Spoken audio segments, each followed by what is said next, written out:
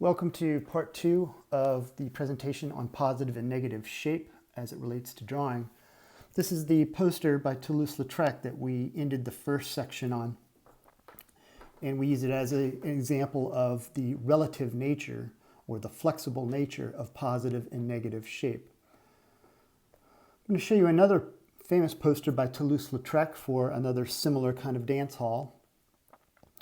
This kind of illustrates the brilliance and the fluidity of positive and negative shape to be both at the same time. So of course our main focus, the thing that probably grabs our attention foremost, is the figure of the woman dressed in black. And she's attending a concert, and everything around her, including this gray area here to the left, the chair, there's her partner here, or accompaniment, is also, all of that is serving as negative shape to the figure of the woman. The brilliance is, if you notice this gray area here that really served as a powerful negative shape, we realize as our eye continues around that this is actually the orchestra pit and some of the seating areas. You can see the conductor's arms, some tops of musical instruments, and so forth. So as our attention shifts, now what was once negative becomes positive. And this yellow area serves as the negative shape to the positive forms of the conductor and the orchestra. But once again, as our attention shifts, we realize this is not just emptiness. This is actually the flowing dress, the arms and the shoulders of a woman on stage singing. So this back and forth between what's positive and negative gives shape its interest and its power. So let's talk about cropping a bit. So allowing positive forms, in this case we have an illustration of a bike. So allowing positive forms to extend beyond the plane of the picture, beyond the edges of the drawing, say, creates various enclosed or separated negative shapes.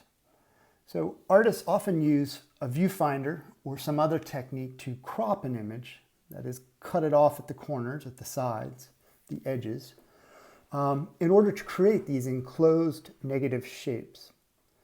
And it's a general rule or a general principle that a good variety of negative shapes that are complex, that are unique, that are interesting, and of diverse sizes tends to contribute to an interesting picture. So you can see that our picture of this bike has been cropped on all four sides, right? Top, left, bottom, and right. And that cropping has produced dozens of interesting negative shapes that are incredibly diverse. So up in the top left, we have this dark negative shape, which is pretty different from this long, slender one here on the upper right. And of course, throughout, we find lots of enclosed negative shapes. Every little shape between the spokes of this wheel are interesting little triangular, fracture sort of shaped negative pieces. Back up here on the upper right, where these wires or cables are on the bike, form a variety of more organic, kind of curvy negative shapes. So let that be a kind of recipe that we rely on from time to time. Is complexity, diversity usually means an interesting picture. So the mention of viewfinder deserves a little elaboration here. A viewfinder is simply a kind of window that an artist can look through to decide on how to compose a drawing. What should be in the picture, what should be cut out. So a viewfinder can be as simple as two pieces of cardboard or mat board that you can move around. You can make it a square, you can make it a rectangle, you can make it a horizontal rectangle or a vertical one.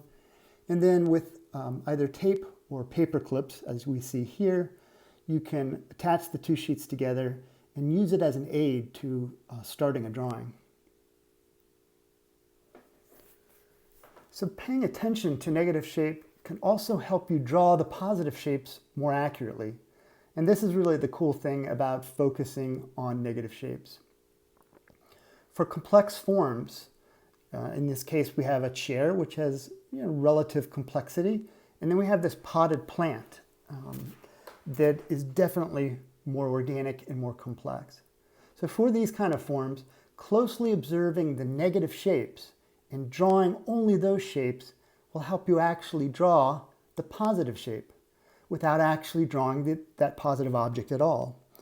So clearly in the case of the chair on the left, all the dark areas were added. Everything that wasn't chair was drawn in as a shape, and as a result, we have an accurate drawing of the chair itself. So, in other words, to draw a complex object, here's some steps to consider. Number one, forget trying to draw all the complicated contour lines of the positive form. So if we were looking at this tree, we could easily get overwhelmed by trying to draw every single contour line that we could see. So just draw the negative shapes, paying attention to how they're spaced in relationship to one another.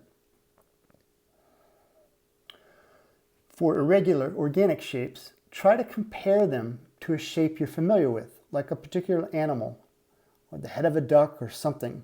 I'll give you an example. If you imagine this negative shape in here, it's not quite enclosed, but you can kind of mentally imagine that if it was closed off here, you would have a distinct shape. What kind of shape could you compare that to? I don't know, to me it looks like sort of a cartoon duck or something. Whereas if I imagine this shape in here being enclosed, it reminds me more of the head of a horse or something. So using similar things that you're used to, either a triangular shape, the shape of a sail of a sailboat, whatever you can make an analogy to may help you draw that negative shape. Lastly, the result of this strategy will likely result in a more accurate and natural looking image because you've avoided using those generic formulas and you've been able to keep them out of the drawing or decision-making process. So once seeing and then drawing negative shapes is mastered, this technique can be combined with contour line again, bringing them together to more accurately represent what you see. This drawing is an example of a drawing that alternates between drawing just the negative shapes, in this case that rendered with a white pencil, and then drawing the contour lines with a dark pencil. And when they match up perfectly like this, you get the marriage between shape and line that's the core of drawing.